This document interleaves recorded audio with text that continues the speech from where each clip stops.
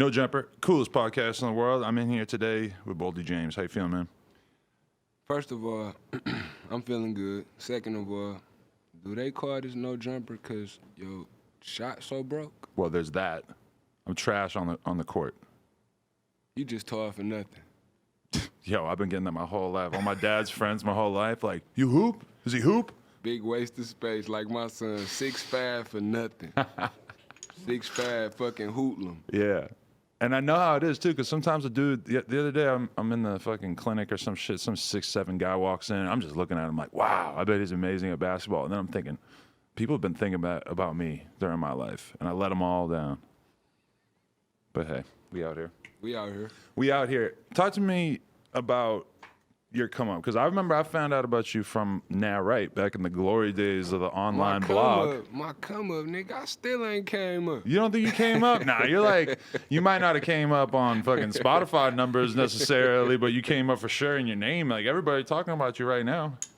I mean, that's because it's the return, but to a lot of kids, like Al always tell me, I'm a new artist all over again. So it's like, you know, I was blessed to the game hit the restart button on me. But many times, because you've been a new artist for like 12 years. Hey, that's the beauty. I mean, there's a lot of artists out here who wish that they could be new again in the people's minds. Hey, you just got to be fresh, man. Yeah. Well, I mean, I think that your career is indicative of how much people prize somebody who just seems uncompromising. Explain.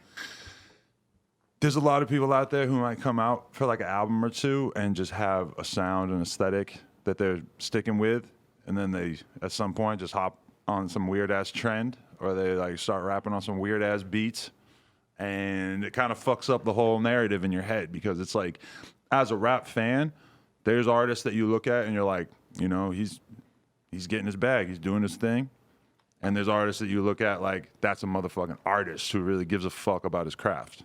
I mean, you know, besides Al being my, you know, my irritating ass big brother, we get along and the music mesh well because we both so fucking stubborn and stuck in our ways. Like, he refused to give in to the queer shit, and so do I, man. So there you have it.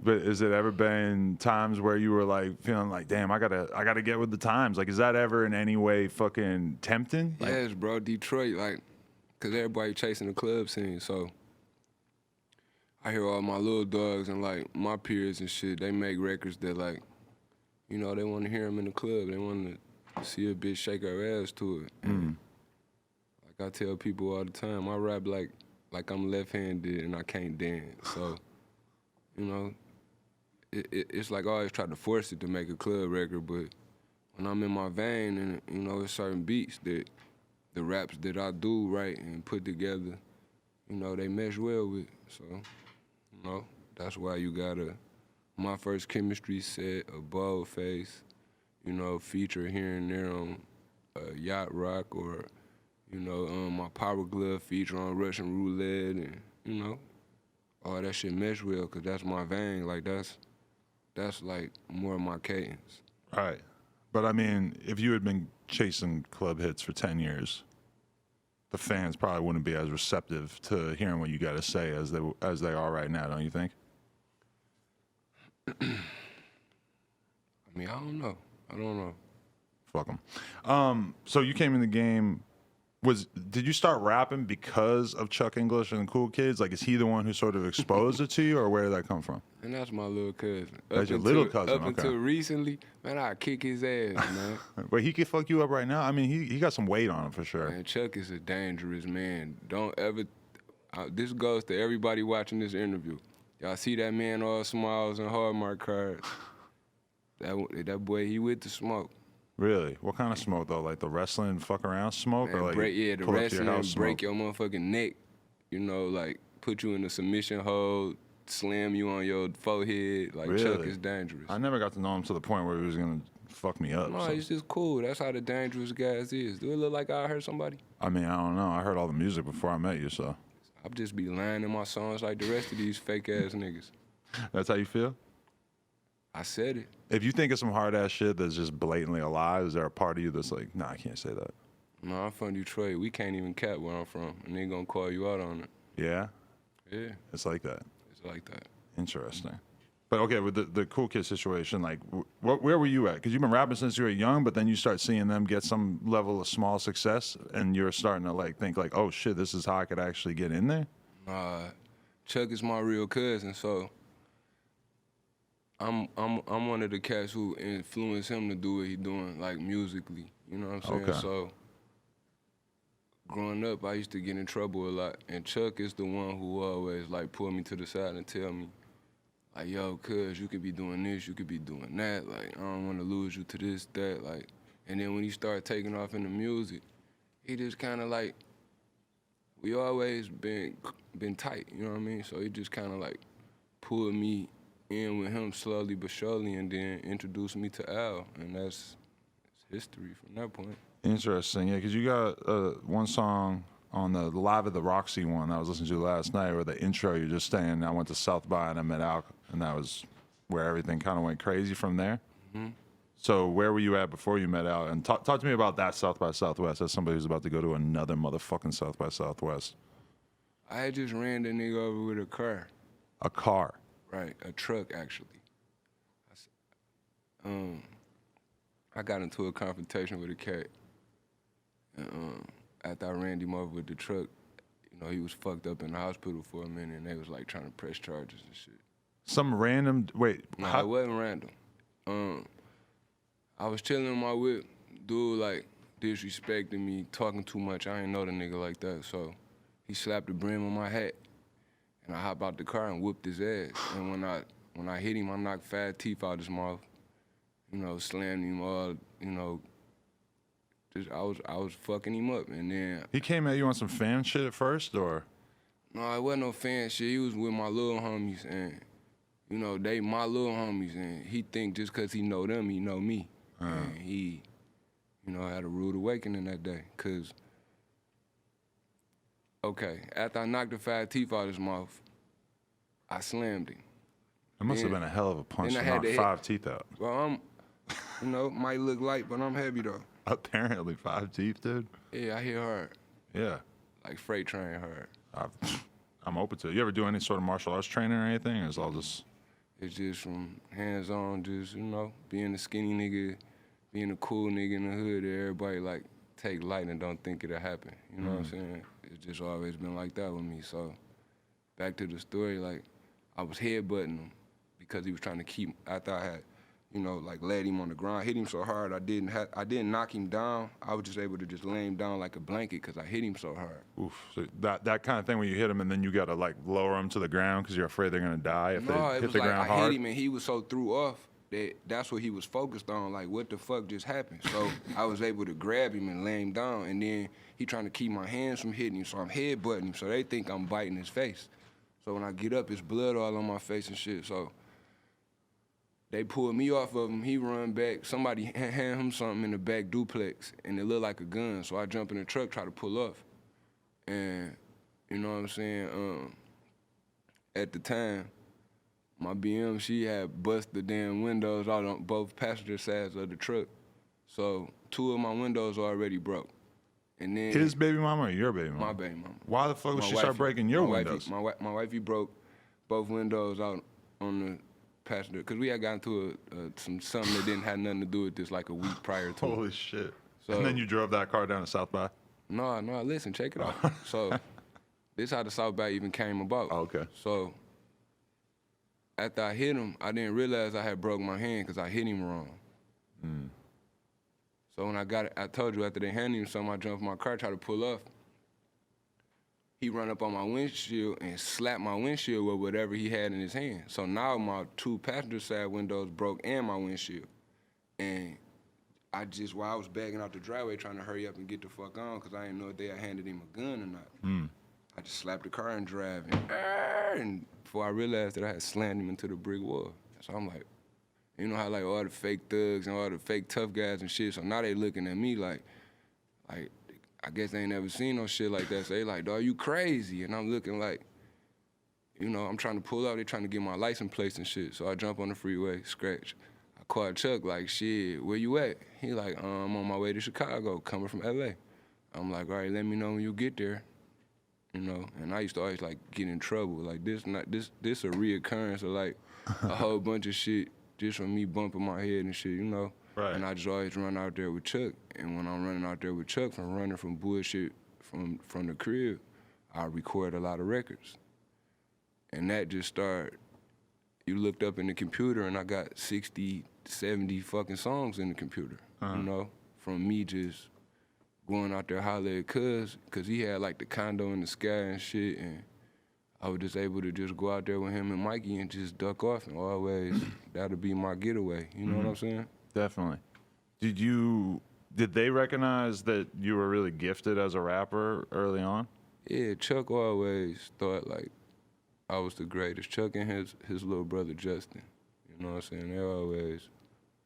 They always like gassed me like I was the one. I was watching in the studio last night, and you were just straight up, like, eyes closed, just looking up, doing entire verses from memory. That was fucking freaky. I never seen anybody record quite like that. When? From where? It was a relatively recent video that came out a couple weeks ago. It was like in Detroit. And you're just doing the entire verse. Like most people I know be punching in like 15 times, trying each bar out 5 times. You just lace the whole thing, eyes closed. Man, shit, I be high, man. So sometimes, you know, that's the vibe. Like, I need to, I guess, get the record off that I'm trying to record at the time. I don't know. It's different, like, with me, you know. Some days, I might write the shit. Some days, I might go in there, punch it in. Some days, I might freestyle the shit, you know what I'm saying? It's just, it depends on what type of weed I'm smoking, I guess. Really? Weed a big part of your creative process in terms of just that inspiration? Yeah, I done wrote some sober songs, and those the ones I hear like the most, you know, crazy comments from the fans and shit. That just doesn't sound right? It ain't that it don't sound right, I guess. It just ain't, it's not normal, like, people not used to it, so it come off like, what the fuck, like, who is this cat today? Like, this ain't the shoot 'em up, bang, bang, I sold dope all my life, Bojack. Right. But do you think that the weed impact on your life, though, do you think it, because, you know, for me, it's like I feel like I would be much, much more aggressive if I didn't smoke all the time. I'm like so much more on edge, so much more likely to get in an argument with somebody. And it kind of neutralizes that part of my personality in a lot of ways. It's like so much easier for me to just sort of take a step back and be like, all right, whatever, I don't give a fuck. I just been getting high for so long, like that's been a big part of my life. So it's like I'm damn near almost not me if I'm not high. Right. You know, when I get high, a lot of shit don't bother me. Al was just telling us that he's like overseas and that there's like they rented like a huge fucking dope studio for him, and then instead he rented his own shitty ass studio because he could smoke in the shitty one and the nice one they weren't gonna smoke. That's how bro plays. Does that resonate with you? Like it's that important of a part of the creative process? Bro gotta be able to smoke anywhere. I'm damn near the same way. Like I don't even. Is it even a stew-op if you can't smoke? It's like a recording studio, right? Yeah. It ain't no stoop if you can't smoke in that bitch. It definitely ain't a vibe. Nah. So, okay, how did that story about you almost killing the guy with your truck and then going off and recording a bunch of shit with Mikey and Chuck and them, how did that end up with you starting to work with Al or meeting Al? Wasn't that how that story started? That's exactly how it started. Like, so, like I say, I went out there, recorded some records, and I got children, so I can't really be gone from home for too long. So, you know, it was right back in the fish grease, right back in the fire. And shit had cooled down a little bit, you know. And I think homie had like went to jail or some shit for a minute. That guy? Yeah, and when he, you know, so I guess the charges he was pressing kind of diluted itself a little bit from him being in trouble, you know. So I guess he not like credible. And after so long, like, you know, they only got so long before a case started getting ice cold, you know? And it ain't like he had actually died. At the time, he didn't. But did he get all fucked up from being pushed against the wall with the car? He out of here now. He no longer, like, you know. From that situation? Nah, some other shit he was going through. If he's putting bad energy out there in the world, then, you know, it's going to come back one way or another. I'm smoking any nigga boots off putting bad energy in the world. But, okay, so that situation happens. They don't end up pressing charges. And then Or Chuck, at least they don't go anywhere. it was a Southwest trip coming up, and I had been the year prior to, so I was familiar with it. And Chuck had asked me, did I want to go this time? And I'm like, fucking, I ain't doing shit, you know? So I went down there, and then 2 days after me being down there, Al was just, you know, I guess down there just chilling out, or probably working or whatever he was doing, smoking, you know what I'm saying? And I seen him, Chuck I seen him and like, yo, come here, Bojack, like, there go Al right here. I'm like, oh, damn, that is Al. I'm like, yo, you know what I'm saying? He introduced us, and ever since then, like, big bro just always had my back, and he believed in me, and he just pushed me to, you know, make the best music I can make and keep working, stay out of trouble. Yeah, man, it's rare that you meet somebody who has those kind of hopes for your music career. Like, normally you meet people who want to shape you or, like, feel like we could make you into something that you're not currently. It feels like you guys have the kind of relationship where you both just, like, really respect each other's crafts on its own. For sure that, you know, bro just, I didn't know the whole time, like, a lot of the shit I was listening to, and it was, like, some of my favorite music that I was listening to.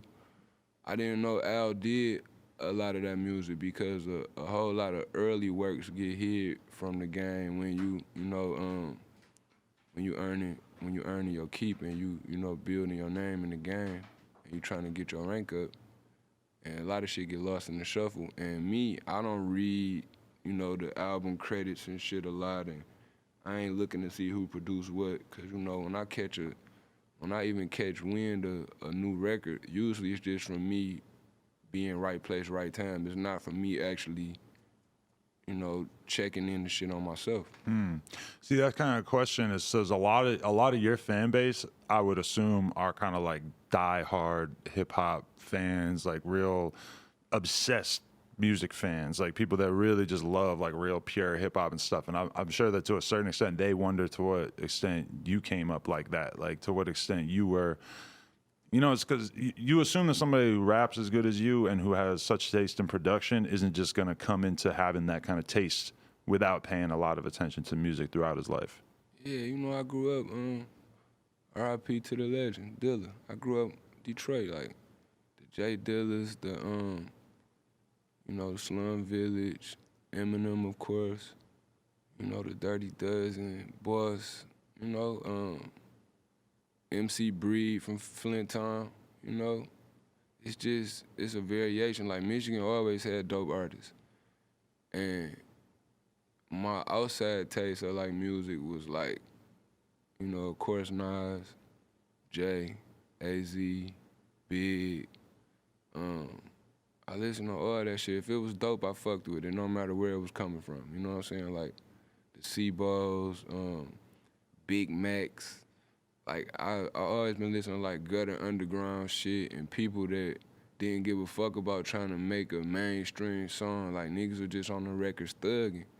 And that's how I feel like I play it. Like, I know my flow ain't as current as, like, the kids who, with the colorful hair and, you know, with the more fit clothes to make bigger fashion statements and shit. Like, that ain't me, you know what I mean? I'm cool, but I talk a bunch of street shit, cause I'm a street nigga, so, you know, it might come off as some hip hop, but that's where hip hop come from. It originate from the street, and that's, you know, I grew up when niggas wasn't dancing and shit, like, when you ain't had to be all animated, and, you know, as long as you can rap and that shit sounded dope, and you was talking the right shit, you was the man, you know what I'm saying? So, I still stand on that, cause that's the era I'm from, you know what I'm saying? I try to mix a little this and that with it at times, but I like my shit kind of bland and black and white. Like, I like to keep it like that. Yeah. I mean, it's interesting because, you know, we live in a world where it's just everybody has access to all the numbers to such a crazy extent that everybody ends up basing basically what they do with themselves on those numbers that are right in your face, and you end up with all kinds of weird, twisted shit happening in our society. Like sometimes I'm looking at female artists and they just straight posting booty pics, and I'm just like, man, that's crazy. Because like I know she wants to be taken seriously as an artist, but she just sees the numbers, so she's posting those booty pics just like despite it, just because she knows that those numbers are going to come in off of that. And it's like that in rap too now. Whereas life is a numbers game. All around the board, like everything is numbers. Like it gotta add up. You know what I'm saying? If that's what she gotta do to feel like, you know, that's what she need to do to win, then she gonna try to do the numbers. Right. But there's some things that you're just gonna have morals and ethics about, and some things you aren't. Like I'm sure you sold some bad work in your life. But you sold fake work. I done sold big bags of absolutely nothing.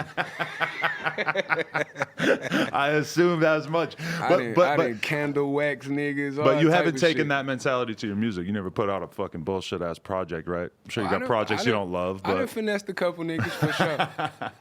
I done re-rocked a couple verses and all that shit, man. Okay. You know, this shit get grisly, bro. Like, you gotta do the numbers. Shit ain't adding up, you know? Shit. Somebody got to pay for it. But sometimes I'll see an artist come out and they got a dope style, they got a dope flow, whatever, and I'm just impressed by him. And then I'll see him sell 5 whack-ass features and videos to a bunch of random-ass dudes, and all of a sudden, I don't want to hear him rap anymore. That's because he cared too much about what you think instead of remembering why you even fuck with him in the first place, and that's because he was being him at the time. But most of these rappers nowadays are having a fucking identity crisis, you know? But I think the issue is more that he's taking a short-term bag to just go get 1,000 or whatever for a fucking feature, but he's totally polluting his brand name and his image, at least to anybody who's paying enough attention to be watching the bullshit features he's doing. I'm talking about him doing songs with other people, not like... And not going hard as he would go on his own shit, or I mean, you could go hard, but mesh. if you're rapping next to somebody who's trash, like if you know, and that's the thing, is if somebody came in right now and offered you the right bag to just go in the studio for fucking 10 minutes and do a quick verse, it is what it is. You might want to just do it, but at the same time, what if that guy does a video for that song and he gets that song on World Star, and then you're out here like, oh. That's the difference in me. I'm actually going to, I don't give a fuck if you paid me $5 for that verse. I'm going to pen it like you gave me $5,000 for it, because I actually pride myself in like what I walk out the booth and leave in the computer and the recordings. Like I actually give a fuck about that shit. Some niggas care more about the money. I care more about the craft first, and then I know if I'm on my dean with that music shit, the bag gonna come. Like, everybody wake up, you chase a bag every day, you know what I'm saying? Like, no matter what the fuck you doing, a bum chase a bag pumping gas. That's his bag he in, you know what I'm saying? Right. We just so happen, me and Al just so happen to be in a whole different weirdo go-yard sleeping bag, you know what I'm saying?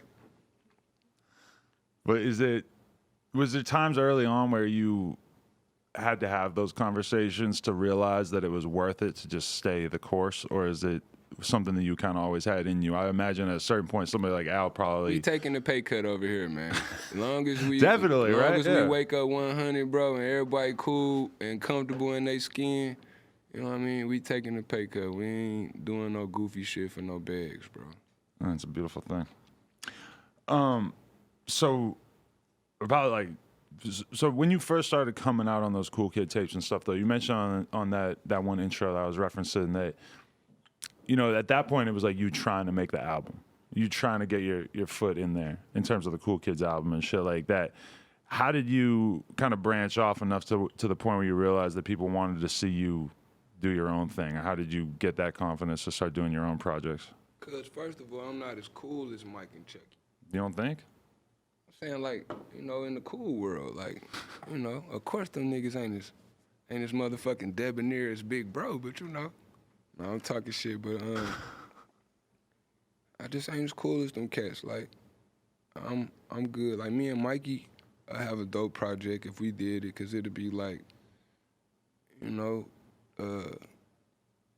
bad meets evil, or you know what I'm saying? Like that's what it'll be. It'll be some... You're evil and he's bad? He seems kind of like good, if anything, like his Mikey's rap the character. Mikey's the evil genius. I'm just the Detroit bad boy Piston fan. You know? Mikey's the evil genius. But Sure. he's a little bit more like lighthearted on the track, and you're a little more menacing. He's like good cop, bad cop. That's what you want to think, because Mikey really be talking a bunch of boss, big money, flatboy shit. Like, you know, Mikey done seen the world a couple times too. Like, you know, I don't get out the ghetto much. You know what I'm saying? So that's what I rap about. Yeah. But is there, you know, a lot of people who get into the position of starting to make a name for themselves, they just want to get up out the ghetto. They want to like try to get out of that environment. Is there a part of you that just doesn't feel no right matter about how that? much loot I get, I'm staying in the projects forever. Didn't Prodigy say that? Is that No, a fucking... that's a half line. Oh, yeah. That I was a just half talking line. shit, Okay. but No, but like that line when he says that on that fucking intro is just like the most mind-blowing thing of like, I don't know to what extent he really meant what he was saying. that's what he meant is, no matter how much loot, I guess what he meant current today, just to catch everything up to speed where he at in his life now. I guess he meant like, no matter how much loot he get, you know what I'm saying, he'll always be a project nigga. If he want to go back to the Jacks, he could. You know what I'm saying? Like, a lot of niggas can't go to their hood when they get that bag up, you know? Right. A lot of niggas get ran out of their neighborhood when they get their money right, because they never was who they supposed to be to hold that down, I guess. Have you seen enough people in your life change though, like getting on some rich shit, and then you just can barely relate to them anymore? From the hood, or since I've been doing music, like the people I met doing music? Or Either just- way. I mean, either way. do you see people that like get too far away from that element of where they came from, and then all of a sudden it's like you don't even recognize them anymore? Cause all the rich cats I know, like the cats that's really rich, they actually like downplayed and they like humble and like they're like good human beings still. Then I know a bunch of niggas that's not rich that think they got a couple dollars that Yep. sit there and act like, you know, everybody's beneath them and they get a little too big for their britches for me. So, you know, but I don't fuck with a lot of people. Like, I might do business with you. I might, you know, see you in passing in traffic and shit, but like these type of one-on-ones and shit, like, I don't kick it with niggas for real. Right.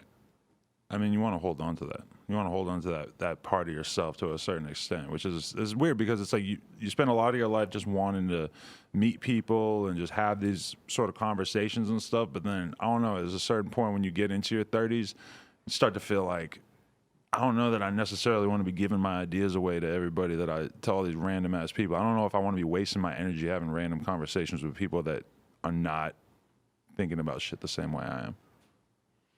Yeah, I mean, you know, like-minded people, you know, you get a lot further with people that think a lot more how, you know, you rationalize, you know what I mean, as opposed to somebody, you know, who probably just sitting there trying to wait till you get your weight up and get your bag up so he can finesse you and get in position so he can get his bag up and run off with the bag on you.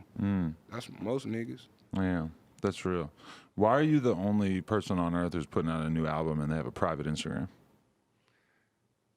Okay. About that. About that. My Instagram was never private. Somebody had hacked into my page and made my page private. Oh, shit. And then I recovered the page. I got the page back.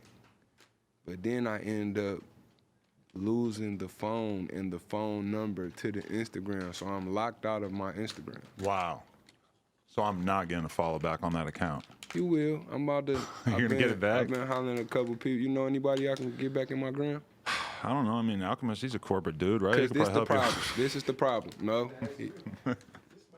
He's got to know some label people, man. Nah, look, this the truth though. I'm locked out of the page, but Chuck been trying to get me back in my joint. You know what I'm saying? So I'm trying to figure that out now. But that's pretty cool, though, honestly. Like, most rappers, their whole fucking career is their Instagram. That's what I was trying to tell. But I got a homeboy. He keep asking me when I'm gonna get back on my Instagram, when I'm gonna get back on Instagram. He always talk about like, you need to promote, you need to do, and I just asked him the other day, I'm like, bro, like chill out, like, you know, it's gonna work itself out, bro. You know what I'm saying? Right. I'll get back in there when it's time, but for now, shit's still moving. Like, I can't complain. You know what I'm saying? I mean, it should have changed a lot since the early days of your career. When you first came out, it was like about getting on the blogs and shit, and you were making the kind of music that the blogs couldn't resist. They were all over it. Now it's like you got to be your own blog. Blogs ain't really that important anymore, but you got to have your Instagram representing your personality on your behalf. But it's kind of badass, to be honest. It really sort of fits your ethos as a performer to like not have one or be locked out of it. Or Tell you the truth, bro, I really don't give a fuck about that shit. Probably only because I rap and I do have something to promote and I got a product I'm trying to push and sell and shit. Like, that's probably the only reason I wouldn't be attached to no shit like that. Like, you know. I feel that.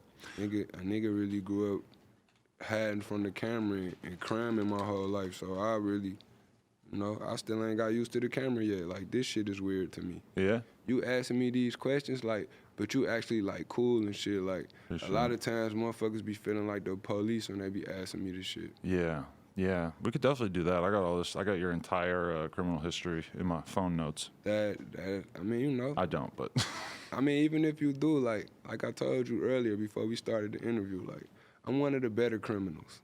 So you haven't gotten in a lot of trouble in your life? Bro, I get in trouble for shit that it's not me doing it, or like some civil infraction traffic shit, cause I ain't never had a license. Really?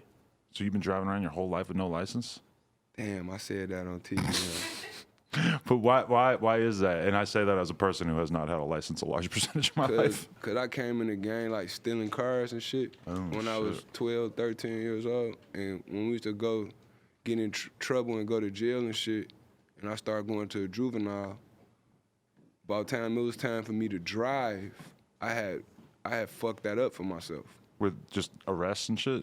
No, just like, you know, when you stealing cars and like possession of stolen property over a certain amount of $1,000 and receiving and concealing stolen property and all these stolen cars and all that shit. Like, once you get into that ring of, like, you know, that car thief ring, it's like, it's harder to get your license and shit, because when I got out the youth home, I was 15.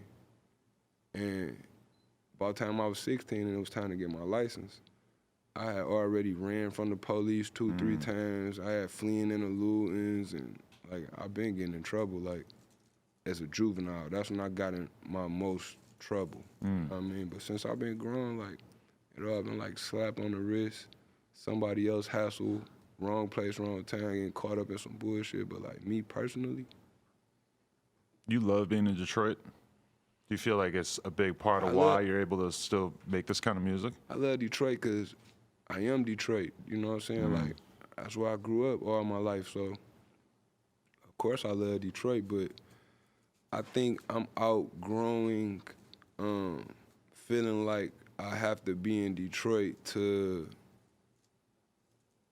live my best life, you know what I mean? I feel like I can spread my wings a little bit. I'm about to actually try to jump out here a little bit now and move out of town for the first time in a long time. But how much do you think that it really inspires you to be around the element? Like, you know, like when you listen to Griselda, it's like you can't, it sounds like Buffalo. It sounds like the kind of music somebody would make if they were living in Buffalo. And it's kind of, sometimes it's hard to imagine that energy coming out of Hollywood. But what's crazy is Gun and them make a lot of them records elsewhere. See, I believe it for sure, but it don't feel like it. them niggas is Buffalo. That's the difference. Like, I am Detroit. Like, it's a difference. Like, other people trying to get in where they fit in and figure out, like, where they want to be. If they a Atlanta nigga, if they a, you know, Texas nigga, if they a, you know how it go. You know what I mean? And they ain't like that with me. It's drugs on 7-6 Mile, Hell Block, Hully Gully, East Warren, Belvedere Block. Like,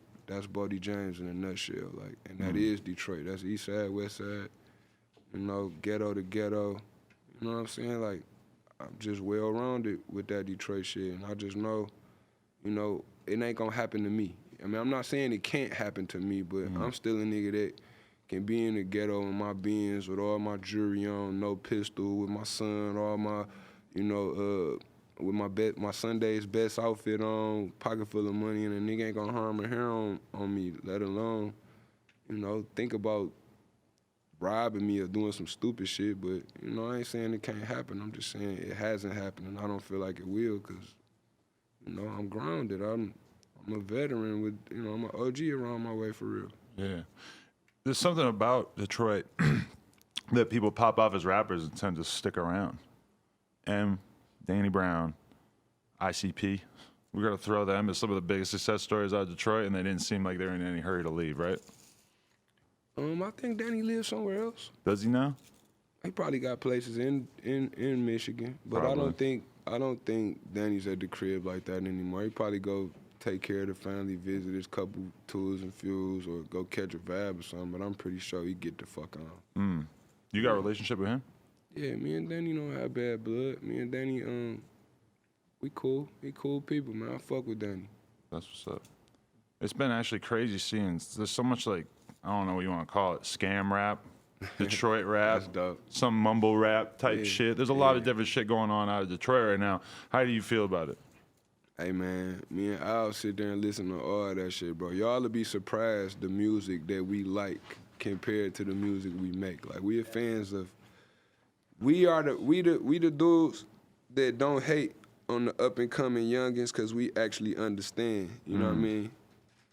We still relevant, and it ain't too much on the ground floor. You know what I'm saying? That Al ain't up on, and vice versa. Like with me, he put me up on shit, I put him up on shit. We sit there, watch hours and some change on motherfuckers' YouTube videos before we realize, damn, we've been sitting there tripping on this shit. Let's get back to work. You know what I'm saying? But yeah, we fuck with all that shit. The TJ Sixes, the the Casher Quines, the Shout out my boy Casher. yeah, anything Detroit, bro, that's moving forward in a positive direction, I've always been with it, because I know how long we've been adding to the problem. Did I hear you shouting out Drago and Bino on your new project? Yeah, they're my youngest. Damn, that's crazy. What do you know them from? From the ghetto. Oh, okay. Being always in the ghetto. Drag too, but Lean don't really bring people together, huh? it ain't about the lean. It's the mafia. It's just Detroit shit. It's certain people I know that they know that we both fond of, or we've worked with, or we have personal relationships in the street with and shit, and then, real recognize real. Before Drake was popping and shit, I used to always pull down on Drake. It been times where we both was fucked up, you know what I'm saying? But that's my little nigga. We drinking green lean, sharing motherfucking sandwiches and shit from, He's sitting at home corner mad store right now. pop. He's like, I ain't never drank green lean. You just exposed his ass. Man, that's a real nigga. That nigga, he a real nigga, bro. He just young. He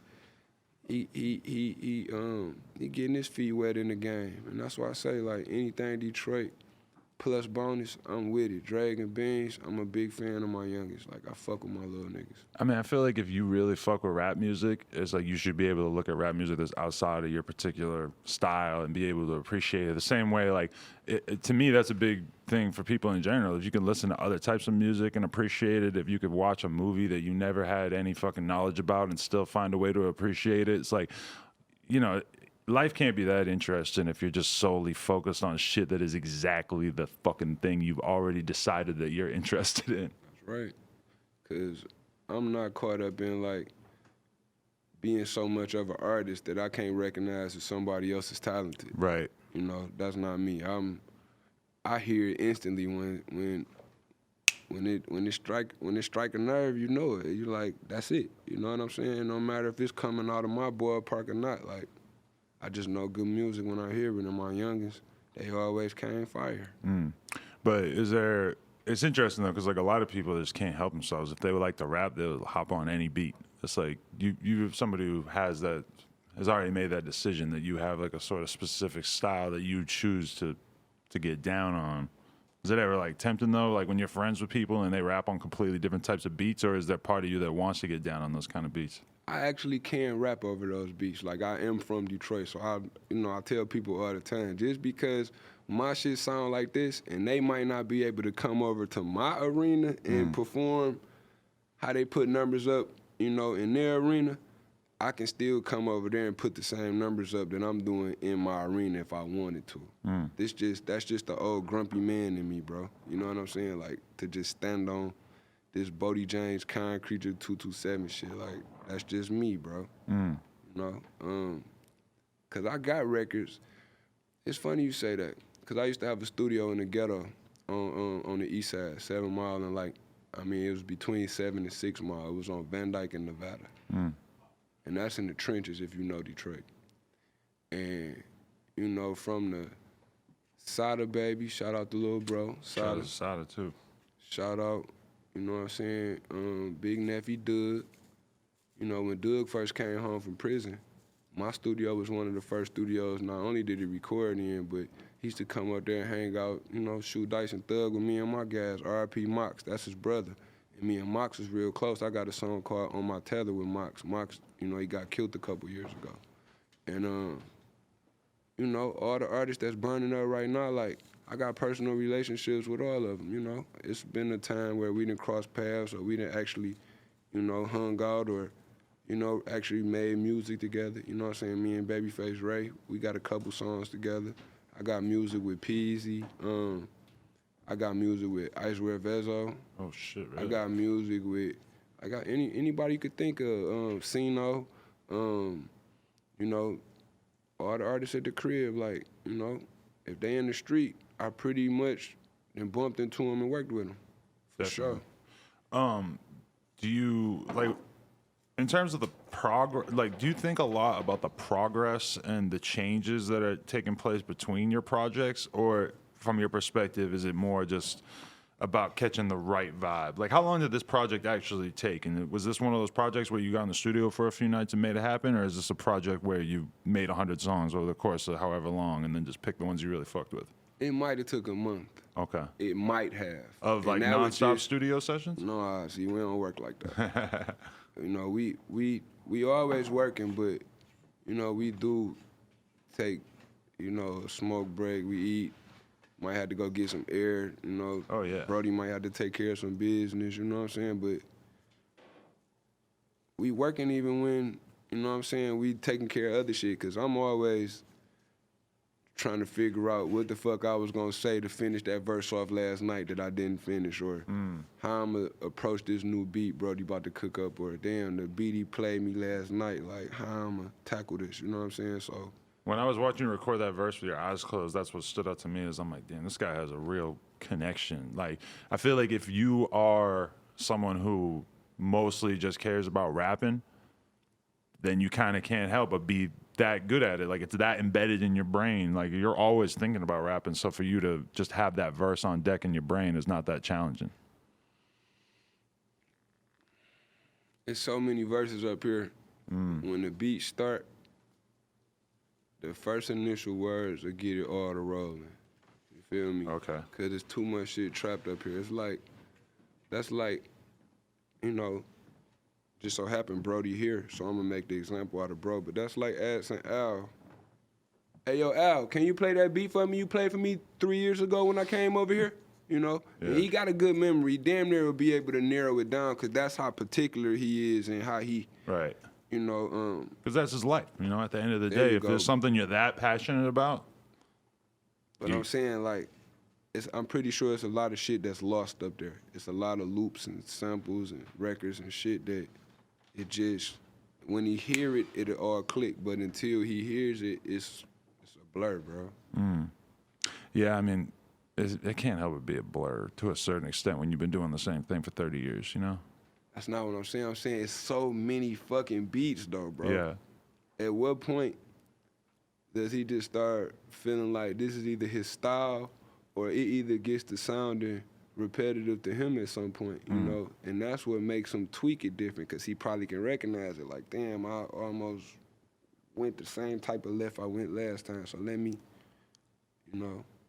Okay, I got you. Yeah, like, you always have to be sort of making it interesting for yourself at the very least. Yeah, because I got to keep telling myself not to sound like the last record. And a lot of times I might do, but in my head, it's like I gotta psych myself out to thinking that I'm actually reinventing the wheel. So you feel like sort of, I mean, it's almost like to be a rapper for a long period of time, you have to be able to sort of summon up that same energy repeatedly. You have to be able to take yourself back to an environment that, I mean, shit, I don't know about you, but a lot of people aren't in that environment anymore. You have to like be able to sort of dig up that inspiration, even if you were just at the grocery store drinking fucking green juice that day. Yeah. You still got to bring yourself back. You gotta dig in, like to get anything out of life. You know, you gotta dig in. That's how it is with that music. Like that shit don't just fall out the sky. Either you blessed by the rap guys for them to give you a talent to where like your music pretty much, you know, writes itself just because, you know, you that ill of a nigga. Or you really like studying the art form of the shit, which that's what I had to do to develop this talent I got. I wasn't just like, the first rap I ever spit wasn't just like, damn, that's the greatest shit I ever heard in life. You know what I'm saying? It's like I had to mold my craft and get it to the point where I could feel confident enough to spit it in front of y'all and feel like, you know, even before y'all hear it, I know that was the dopest shit ever. You know what I'm saying? No, definitely. I mean, you have to be willing to sort of have that mentality of like always wanting to improve, and that's what's crazy is like, you know, a lot of people just decide they want to be a rapper and they feel like their first song is like something that you should be genuinely excited about. And it's like, in reality, almost any rapper, if you were to go listen to their shit from a year or two ago, you'd be able to see a huge difference in terms of, you know, if they have anywhere to grow. That's why it's almost weird when you listen to like a Jada Kiss verse in like 2020. Because it's still super solid. Like he doesn't had to really change anything up. It's like he pretty much got like as good as he was gonna get 10, 20 years ago. Experience, man. Like sometimes you can peak, but you just can't drop the bar. You cannot let the bar lower any. You know what I'm saying? If you can't raise it, you have to keep it where it's at. That's a rule for like the greats to remain like, you know, relevant, and you to still feel the same way you feel about him 20 years later. There's moments on the tape where it's like I can tell that there's sort of like a melding of your current life and maybe a previous life. You said dope in the Pyrex looks like granola oatmeal. And that's just funny to me, picturing you looking at the oatmeal and just thinking about like, damn, that looks like drugs. My life is drugs, man. Like real life, like I wake up, smoke, run out the door, try to scrape and scratch just to be able to, you know what I'm saying, shake whatever I can to bring home and make sure, you know what I'm saying, ain't nobody get left behind, you know what I'm saying, because a lot of people get lost in the shuffle when niggas getting money, they forget about their people and shit, and it don't matter if I got a bankroll or I'm on my last $5, this what I do this shit for, I'm only up and running so I can make sure they cool, you know what I'm saying? Because I don't think a lot of fathers realize that once you have a child, you're not living for yourself anymore. And I've been raising kids before I even had my own children. So, you know, I always been the type to know what sacrifice is. So, you know what I mean? A lot of shit, you know, a lot of shit don't rub me wrong because I'm always in father mode. So I'm more of an understanding person now. But I always wasn't like this, you know what I mean? Yeah, was there a different version of you before the fatherhood thing had fully kicked in? Like a version, because, you know, as a rapper in particular, a lot of the time you're spending being creative and stuff, it might be kind of hard to justify that when you have more immediate pressing concerns with the kids. That's why I took the break. That's how I got in trouble. You know what I'm saying? But then you realize, you about to, you know what I'm saying, pour down the drain. And it ain't worth it to me to have to sit it out and can't be there for my family. Even if this rap shit all went away after I walk out of this interview.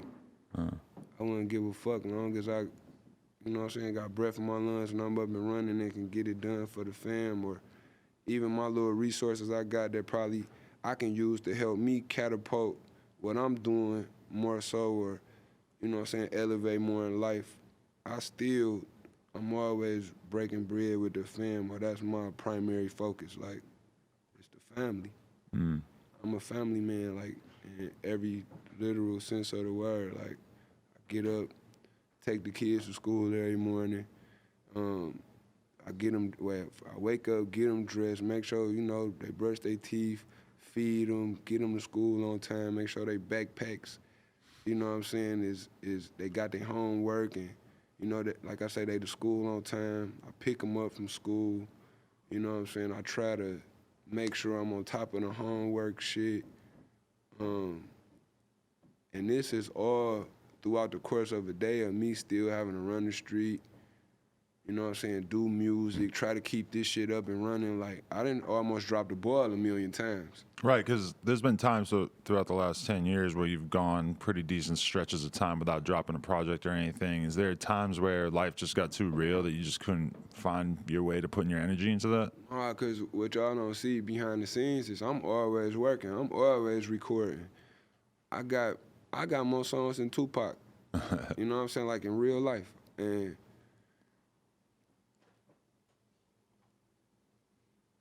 I'll even know, like, sometimes I go overboard with the recordings. Like, I might do too many fucking records, you know what I'm saying? And it's like, that's a part of my therapy. Like, I'm always gonna record with or without a check. I just like making music. I love the recording process. I love the artsy process of just making music. I'm a junkie. Who's better at narrowing your songs down to a project, you or him? Bro. Yeah? Can you not really hear your shit for what it is?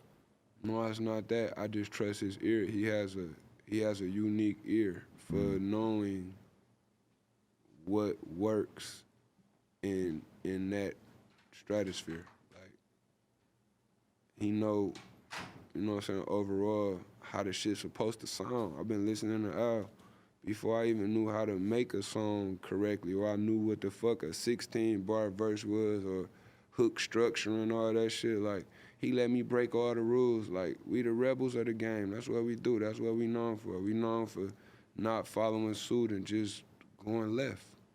It's all Ginobili, Harden. You know what I'm saying? Like, going left, bro. That's a fact. There's a lot of drug talk on your album. What's your relationship with actually doing drugs at this point? Sometimes it's hard to tell to what extent you're talking about actually doing it. Like, you definitely seem like you've had a syrup thing throughout your life, but there's a lot of pill talk too that I'm like, I wonder if that's exclusively in the distribution business or if you're also a client. I'm not gonna say nothing to hang myself on that question, but I'm gonna say this. Me and Al was making a joke earlier in the car, and I was telling him, Al, I got a whole rap career off of rapping about the same one brick. I sold one brick one time in my life, and I've been rapping about it for 30 years. Is that so? I assume that about a lot of rappers. Shit, man. No, a lot of rappers, I assume there was never even one brick. I never sold drugs in my life, bro. Okay. That's a good decision, honestly. You can get in a lot of trouble for that. I'm just from Detroit, and there's a lot of drug dealing going on. And, you know, when I look out my project window and I see the guys, like, doing them, like, it just seems like the cool thing to rap about, you know? No, yeah, it definitely sounds cool. I actually skateboard. Well, yeah, skateboard, bike riding, that was always kind of part of the culture you were around since early on, huh? Yeah, I'm the best.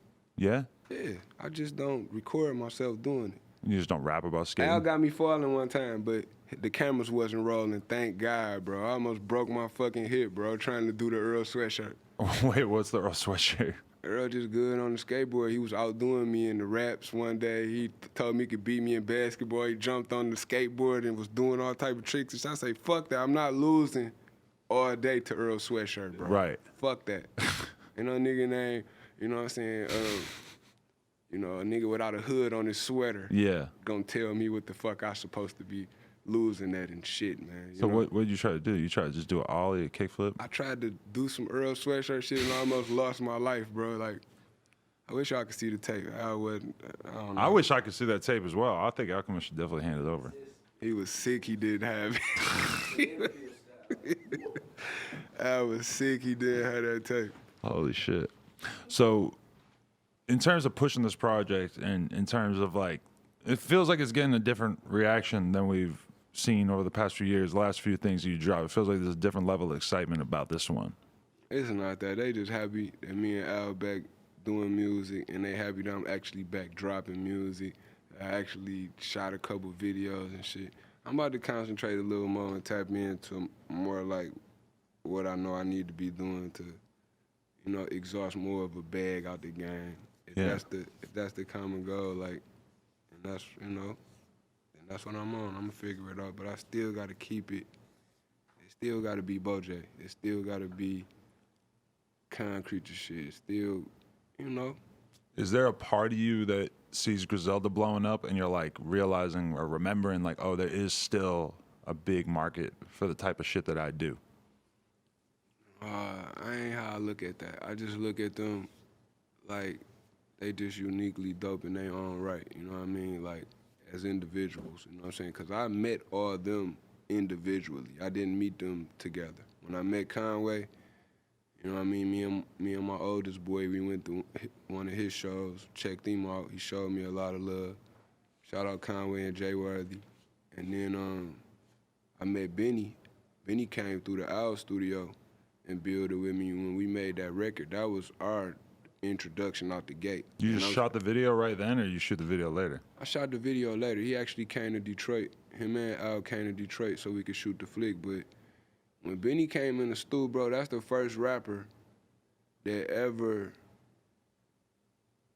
came in the stew. We clicked instantly, and then we went back and forth on the hook. Our verses was like it was quick. It was painless. It was, you know what I'm saying? And then when I met Gun showed me so much love. Like I'm a fan of his, but not knowing the whole time he telling me he was one of my biggest fans. You know what I mean? So it's just a mutual respect, and we met through Uncle Al. Uncle Al the plug. So I trust whoever, you know what I'm saying, he's working with, that he brings me around. Like I know, you know, 9 times out of 10, they real niggas, they good people if they fucking with Ali, because Ali a real nigga. So at the end of the day, you know, like I say, I met them all on separate occasions, but it's a mutual respect for all 3 of those guys, and I love what they do, and it mesh well with what I do, and I just look forward to doing more works with Gun, because I'm on the new Pray for Paris. I was on the Hitler Wears Hermes 7. Like, Gun been fucking with me. You know what I'm saying? Shout out to Gun. That's what's up. Well, we definitely need all y'all to just keep making fucking fire music, because it feels like there's like a renaissance of sorts going on in the game. Yeah. What was that? Yeah, tell us how you're doing the next record. Well, I'm actually doing the next project with Griselda. Oh, really? Yeah, Gun. Me and Gun on New Year's, I damn near finished the project the first day, January the 1st of this year. I damn near was like, you know, I did enough records to definitely put a project out. But then I got new Derringer records, and then I got Al records left over from the last project we just put out, the last 2 projects we put out. And then we got new records we've been recording. So I'm gonna just keep working to make sure that it's, you know, it's handcrafted and stitched up right, but yeah, it's on. That's fire. It's good news. You need to hear that. Yeah, it's on. Man, I appreciate you coming through and doing the interview. Yeah, no hassle, anytime. I don't think that there's any other like really good full-length interviews with you on YouTube. It's kind of dry. It's a lot of shit from a long time ago. I'm dry. Like, I'm just a dry person, man. You know what I mean? Like, I'm not. I mean, seriously, like. I'm boring as fuck, bro. Anyone who's a Boldy James fan has got to appreciate a certain level of dry humor or dry sarcasm, personality. Bro, I live in my car, bro. So if you fucking with me, not only do you gotta be a rider, like you gotta just be up for doing a bunch of boring shit. Yeah? Yeah, I don't do shit, bro. I don't watch TV. Ask Al. I'm like a caveman. I don't know nothing I don't know anybody. I don't know what's going on in the world. Like, it's weird, bro. I envy that as somebody who feels like they're fucking enslaved to having to know about everything that goes on in the world. Man, God bless you, brother. When Wayne put out that interview the other day where he like didn't know what TDE was, I was just like, damn. But I believe Wayne, because I'm that person. Like, if it's not hands-on, like somebody putting me up on it personally or, you know, me catching wind of it on my own, like, I'm really not up on it. And I'm not, if you see, I'm always locked out of my Instagram. I don't be on the motherfucker like I should. We know you're not on that, yeah. You know, and then I fuck with my Twitter, but, you know, that's more so like typing text. It's not visual more so than all that other shit, you know? So, more like an analog nigga, man. Like, I know the world went digital on me, but I'm slowly but surely catching on and getting more computer literate and shit, but that just never been my thing. I always had people that helped me in those departments, so it kind of like handicapped me to this point. Now I got to figure this shit out on my own, but I've been figuring it out, though. Yeah, it's all right. I think people appreciate you for what you are. People appreciate somebody who's unabashedly themselves, you know? I'm always in the streets shooting dice. You know, it's like my life I was just talking about how the seatbelt noise keep going off. And I don't even hear that shit when I'm in the car. You're one of those guys? Yeah. Wow. That's so informative about your personality. Everybody I know who like will leave the seatbelt noise on, I'm just looking over at them like, what the fuck is wrong with you? Yeah, it's a different type of monster you're dealing with, ain't it? Yeah. Can you imagine the shit running through my head if I can't hear To block the that seatbelt? out? That's serious. That's the noise playing in my head while I'm doing this interview right now. It's bling, bling, the seatbelt. Bling, bling. So when I Myself hear it, as well. as I was telling, it sounded like it's doubling down in my ears when I actually hear the seatbelt, because that's what's playing in my head all day. That's your brain telling you gotta get back in the stew. Yep, that's it. And, nah, it's actually low cell from not sparking up. Yeah. It's been a rough hour. Oh, man, it's the longest hour of my fucking life. Let's go. All right. I appreciate you. Boldy James. Yep. Fire, man. It was an honor. It was an honor I mean, not an honor, but I felt lucky getting to listen to that project a few times to get ready for this. Yeah, man. And so everybody at home should do the same thing. Big Taj, where we at with it, Big 50? Yeah. Topper. Boldy James, No Jumper, coolest podcast in the world. Check us out on YouTube, SoundCloud, iTunes. Like, comment, and subscribe. I want to thank you all for watching. I'm Boldy James. I want you to like, comment, and subscribe to this video. Follow me and No Jumper on Instagram, Twitter, and Facebook. And go check out NoJumper.com for all the latest merch. Where we at with it? 227 Blockworks.